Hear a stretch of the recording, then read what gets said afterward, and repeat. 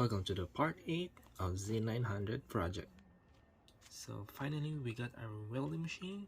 So this wig melt, big weld. So this is actually good for beginners like me. So if you are looking to learning how to weld, you might need one of these. So yep, let's get started.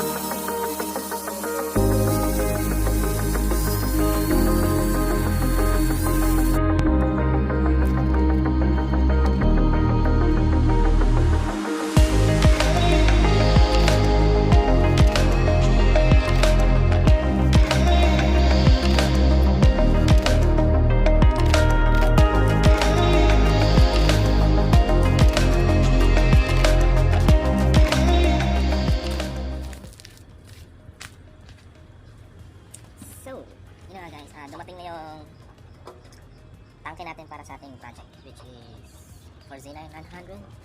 So, in this condition guys, meron siyang yupi dito, which is a little bit of dent, which is madali lang siyang ayusin compare sa tangke natin ngayon. Mahirap na siyang ayusin. There's a lot of work that need to be done with it, but compared to this one, you might just need to put a little bit of bond over here, then we're good. So yeah, let's switch it up. Let's get to work.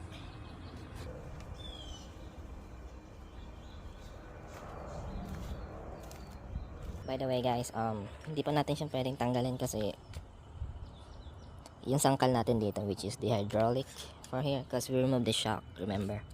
So we're not able to access the bolt for the tank. If we remove this mounting bracket over here, there's nothing gonna hold up the frame in the swing arm. I might put back the shock for a bit, and then yeah, we're gonna remove the tank, because as of now guys, for this frame we're waiting for the cover or fairings for it, because we cannot mount the this bracket right here because we don't know the dimension and the length for this bolt and this. Kasi kung ilalagay natin to guys, baka mali yung length niya, tsaka hindi siya magtapat sa mga butas. So hihintayin natin yung cover niya o yung fairings niya para makita natin yung sukat. Okay.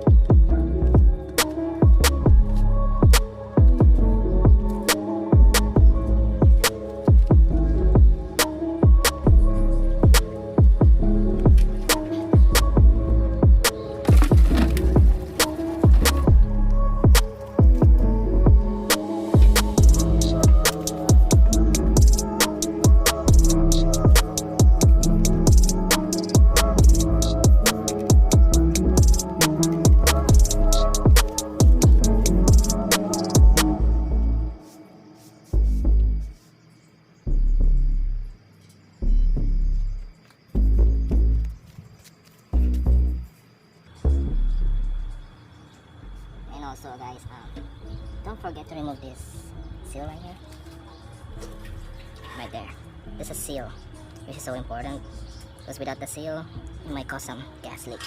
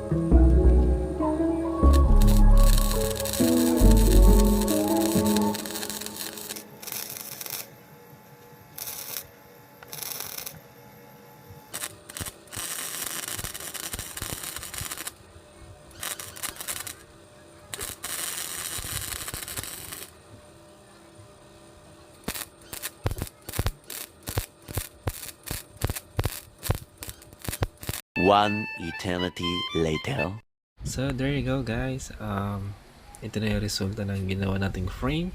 So far na-straight na natin, but hindi siya perfecto, no? No one's perfect, but you know, I like the result that we tried, you know, even though we have no knowledge about welding. But here's it guys, so here's the result, and yep, I'm just gonna do repaint it and put it back all together.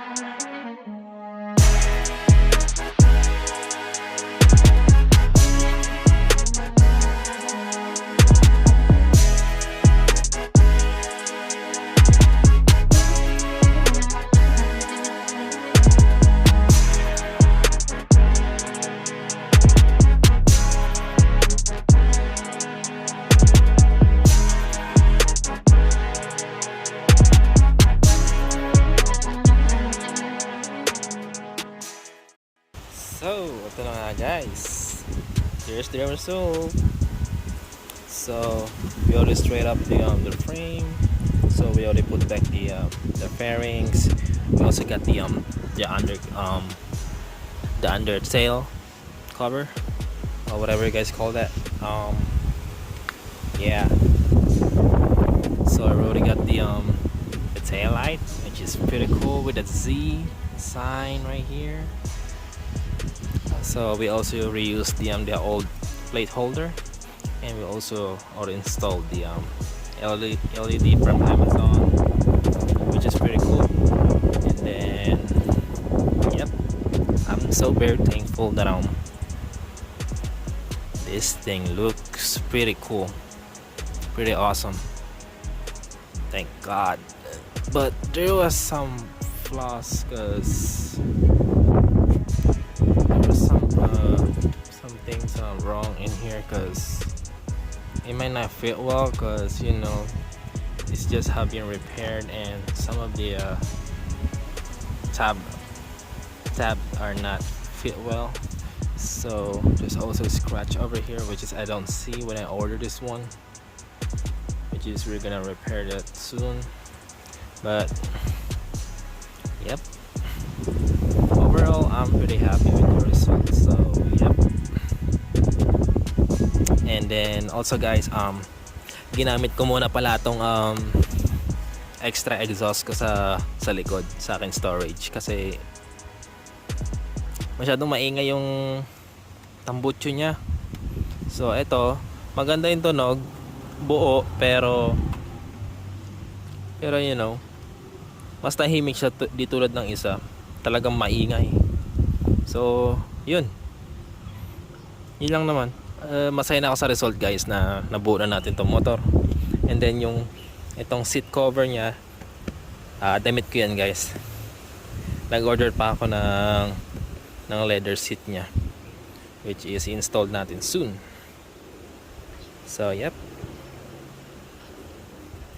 there you go guys. And another thing is that mag-order tayo ng set nito, tank cover fairing. So na-install na rin natin tong thread block or something para sa para sa side mirror niya. And then itong brake fluid cover niya, natakpan na rin natin ang bagong Z900 from anong shop yun. Hindi siya Amazon but naghintay tayo ng almost 3 weeks para sa bagay na to. And then napalitan na rin natin ng case cover dito sa may gauge, sa mirror. So which works pretty well. So yep guys, That's it, we're almost done. And then yung gulong, hindi pa natin na ibabalik sa shop, which is sila lang magpapalit niyan. I mean, sila na magbabaligtad niyan. And then meron pa ditong rash or scratches over here. So what we're gonna do, we're gonna order a cover for here and here. Matatakpan dito yung nagasgas dito. So yep, that's for it for this video, guys. So thank you for watching, and please subscribe my channel and for more videos and fun. So soon, guys, i-ride natin ito sa labas, and then I will give you my thoughts about this bike. I'll see you. God bless.